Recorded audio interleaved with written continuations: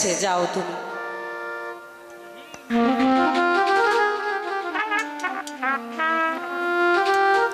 ও ভগবান, আবার হয়তো একই একই রানী রাজলক্ষ্মী, একই রানী রাজলক্ষ্মী, এমন করছো কেন? কি হচ্ছে তোমার? আপনি এসেছেন মহারাজ? হ্যাঁ হ্যাঁ রানী রাজলক্ষ্মী, এই তো আমি তোমার পাশে আছি। এমন করছো কেন? কি হয়েছে তোমার বলতে পারো একবার? বলো। আমার মনে হয় কি জানেন? কি মনে হয়? মনে হয় আমি আর বেশি দিন বাঁচবো না। না রানী রাজলক্ষ্মী, তুমি এমন কথা বলবে না। তুমি এভাবে যদি ভেঙে পড়ো তাহলে এই তোমার হাতে গড়ায় এই রাজদরবারকে দেখবে। মহারাজ, আমার আপনগুলো কোথায় গিয়েছে মহারাজ? ঠিক আছে রানী রাজলক্ষ্মী, এই কে আছিস, মীর কাসিমকে রাজদরবারে পাঠিয়ে দে। মহারাজের জয় হোক, মহারাজের জয় হোক। বলুন মহারাজ, আমাকে কি জন্য স্মরণ করেছেন? মীর কাসিম, দেখো তোমার রানীমা যেন কেমন করছে, আমি বুঝে উঠতে পারছি না। হঠাৎ করে সে আপন দুলালকে দেখতে চেয়েছে। এই তো মহারানী, আপনার কি হয়েছে? আপনি এরকম করছেন কেন? আপনি আমার কাছে একটিবার খুলে বলুন, আপনার কি হয়েছে? আপনি এরকম কেন করছেন? আমার আপন দুলালকে যে আমি দেখতে চাই মহারাজ। তুমি একবার আমার আপন দুলালকে নিয়ে। সেনাপতি মীর কাসিম, বলুন মহারাজ। তোমাদের রানীমা আজ আপন দুলালকে এভাবে দেখতে চেয়েছে কেন আমি বুঝে উঠতে পারছি না। তাই বলছি তুমি এই মুহূর্তে আপন দুলালকে এই রাজদরবারে হাজির করুন। বেশ মহারাজ, আমি এই মুহূর্তে যাচ্ছি ওই আপন দুলালকে দিয়ে আসতে। আপনি বেগম রানী রাজলক্ষ্মী,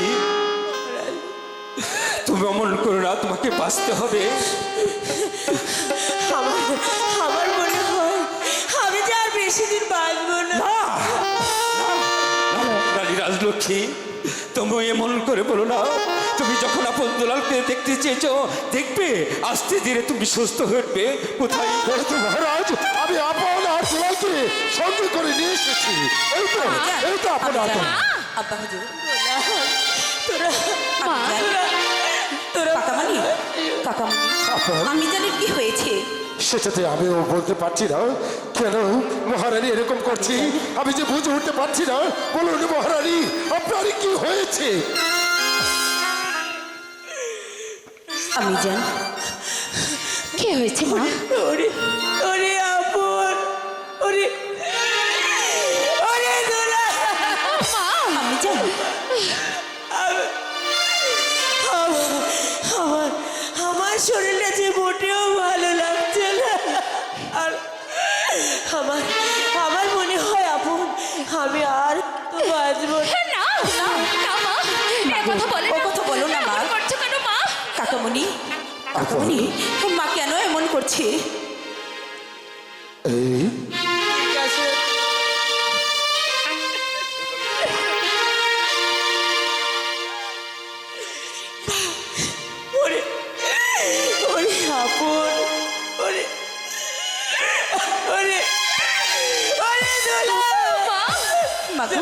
ভাই মীর কাসিম, তুমি আমার আপন দুলালকে ওই বাগান থেকে ঘুরিয়ে নিয়েছো।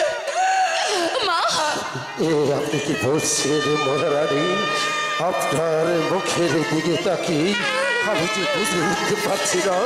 আপন দুলালকে দেখতে চাচ্ছেন, আবার বলছেন আপন দুলালকে নিয়ে ওই ফুলের বাগানে থেকে বেরিয়ে আসতে। আমি যে আপনার কোনো কথাই বুঝে উঠতে পারছি না। আপনি কি বলছেন মহারানী? আপন দুলাল কাকা বাবু, আজ থেকে আমার ভাই মীর কাসিম, আজ থেকে আমি আমার আপন দুলালকে আপনার হাতে তুলে দিলাম। ওদেরকে লেখাপড়া শিখিয়ে মানুষের মতন মানুষ করে মহারানী,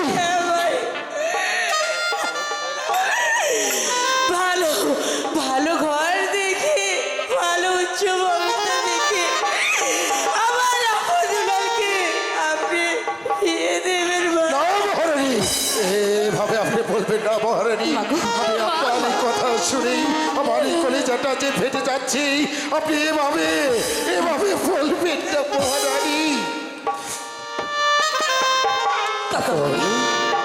ওরে দুলাল কাকা বাবু পাপি তোরা আমার সঙ্গে চলে আয়, তোরা ফুলের বাগানে থেকে একটু বেরিয়ে আয়। আমি দেখি বেগম মহারানীর কি হয়েছে। আমি ওজা বন্ধ দিয়ে যে করে হোক মহারানীকে আমি সুস্থ করে তুলবো। পাপি, আমি তোমাকে ছেড়ে যাবো না মা। দুলাল দাদা পাগলামি করিস না ভাই, এদিকে আয়। বাবু মা তুমি কোনো চিন্তা করো না, কাকামণি আছে, আমরা আছি, তুমি খুব শীঘ্রই ভালো হয়ে যাবে মা।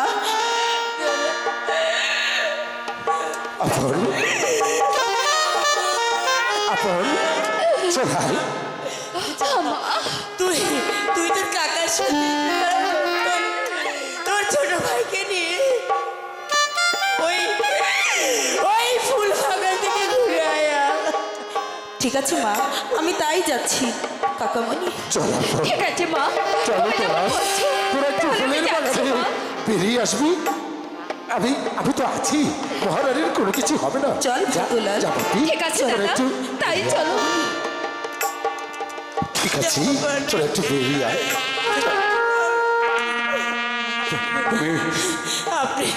আপনি আমার পাশে একটু দাঁড়ান। আমার মৃত্যুর সময় আমি যে একটি কথা আপনাকে বলতে চাই।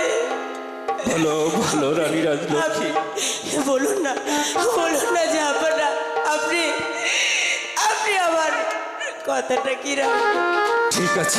ঠিক আছে রানী রাজলক্ষ্মী, তুমি নির্ভয়ে বলো, আমি তোমার প্রত্যেকটি কথাই রাখবো। এই আমি তোমার মাথা আছে কথা দিচ্ছি, তুমি বলো কি বলতে চাও। যাবানা বলো। মহারাজ, আমার মৃত্যু আমার উপরে আপনি আমাকে কথা দিলে যাবে না। আপনি আমার আপন দুলালকে দেখে রাখবেন মহারাজ। আর একটি কথা জানেন? বলো তুমি কি বলতে চাও। আমার মৃত্যুর পর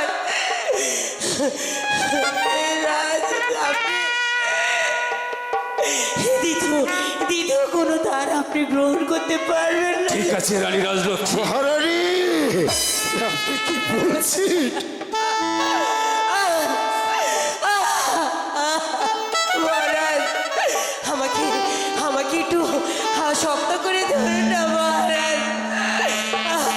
রানী রাজলক্ষ্মী, তোমার কি হয়েছে? তোমার কি হয়েছে? মহারানী আপনি এরকম করছেন কেন? মহারানী আপনি এরকম করবেন না। মহারানী এরকম করছেন কেন?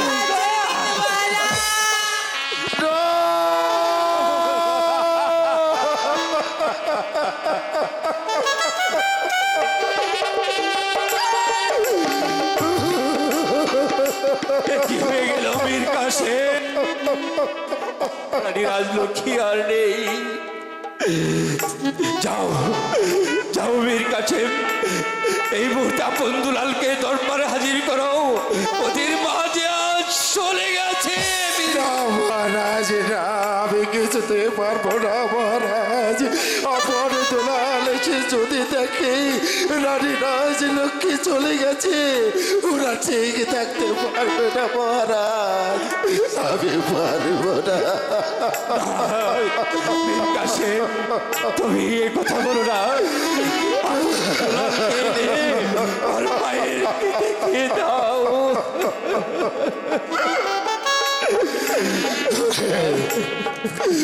ওরে আপন দুলাল, তোরা কোথায় আছিস? তোরা চলে আয়, একবার এসে দেখ আমাদের লালবা।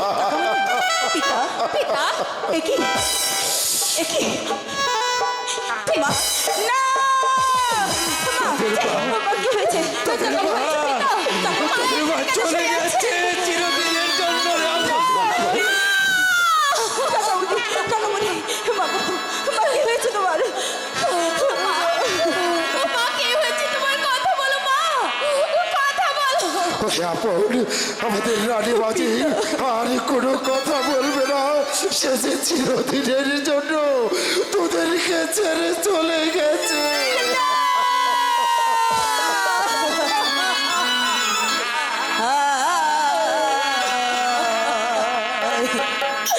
হই আপনি পিতা ও কাছে কেন মায়ের কি হইয়াছে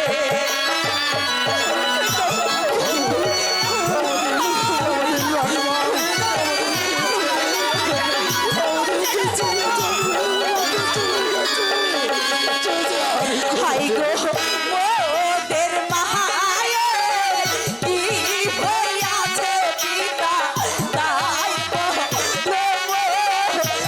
রে গো তাই বলো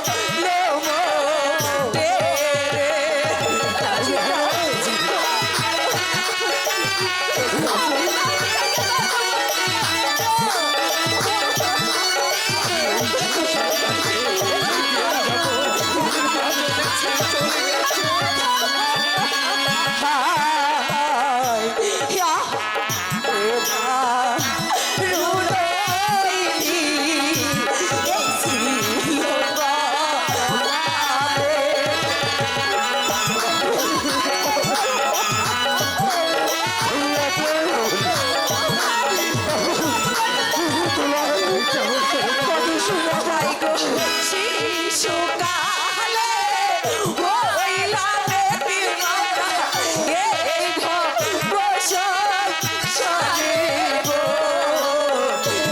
এই বসন সরে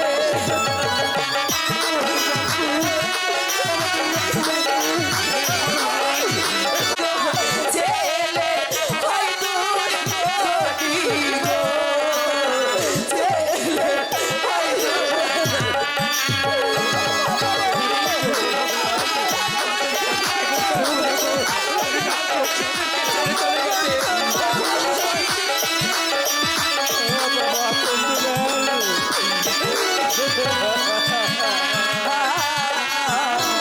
ওঠো ওঠো মাজরি আখি বেলে যাও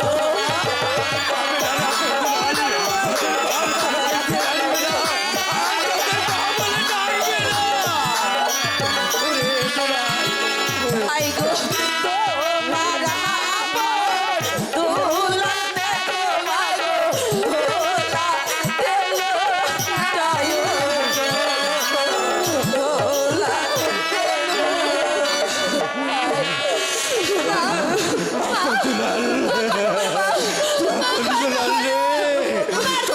আর কোনোদিন যাবে না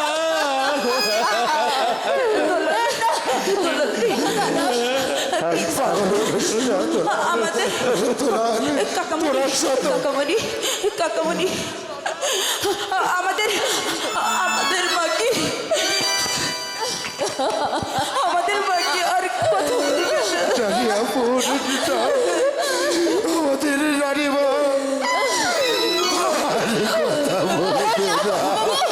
কথা বলবেন না কাকাবাবু। আমি মাকে ছাড়া থাকতে পারবো না।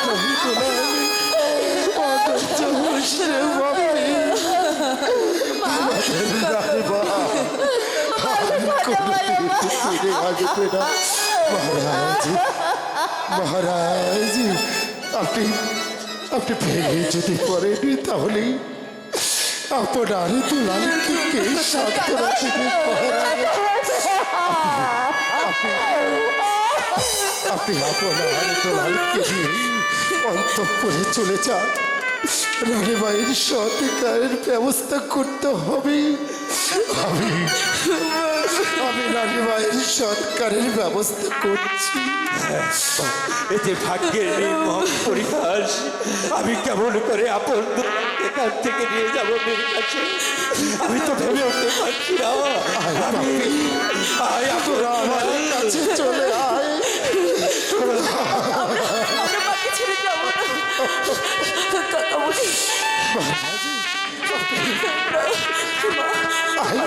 যাবো না, আমরা মাকে ছেড়ে যাবো না, কোথাও যাবো না, আরে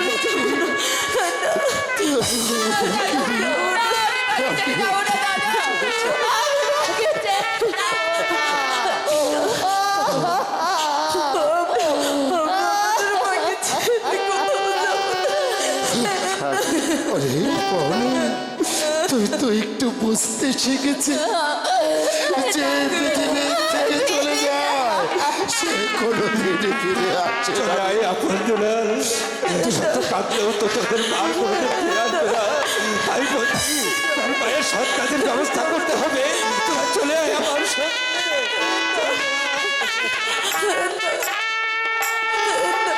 যাবো না, মাকে ছেড়ে যাবো না, চলে আয়।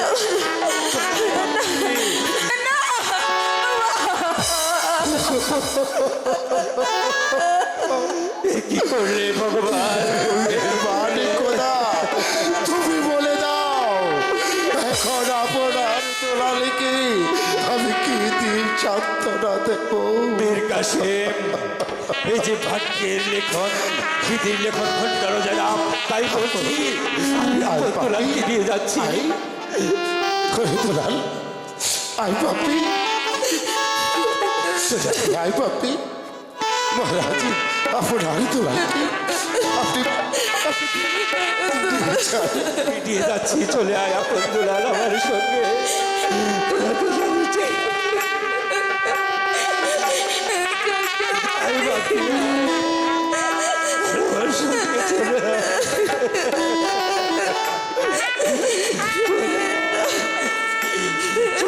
আয় আপন দুলাল।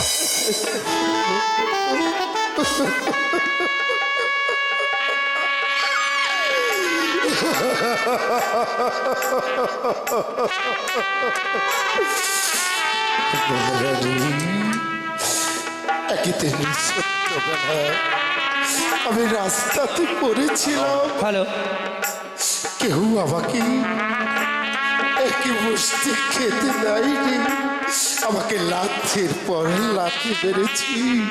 তাই তো রাস্তা থেকে কুড়িয়ে এনে আমাকে মায়ের আদর দিয়ে সেই ছোট্টবেলা থেকে আমাকে এত বড় করে তুলেছে।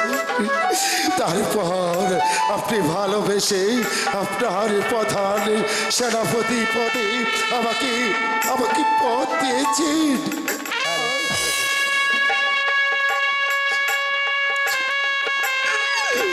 এই পৃথিবী থেকে আপনি চলে গেছেন। আমি আমি আপনার সন্তানের মতো আপনার তাহলে আমি করবো।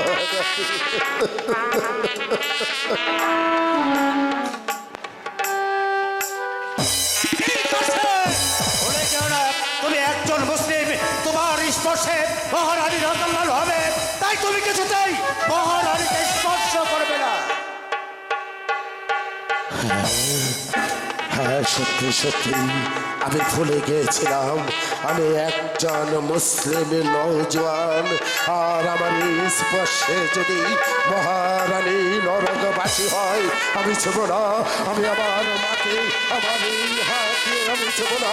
তবে আমি আপনাকে একটা কথা বলে যাই, এই মহারানীর লাশটা নিয়ে যদি কোনো সংশোধনী করার চেষ্টা করেন তাহলে এই পৃথিবীর ৩৩ কোটি দেবতা আপনাকে ক্ষমা করতে পারে, এই মাটি আপনাকে ক্ষমা করতে পারে, আকাশ সবাই আপনাকে ক্ষমা করতে পারে, কিন্তু এই মুসলিম নওজোয়ান আপনাকে ক্ষমা করতে না।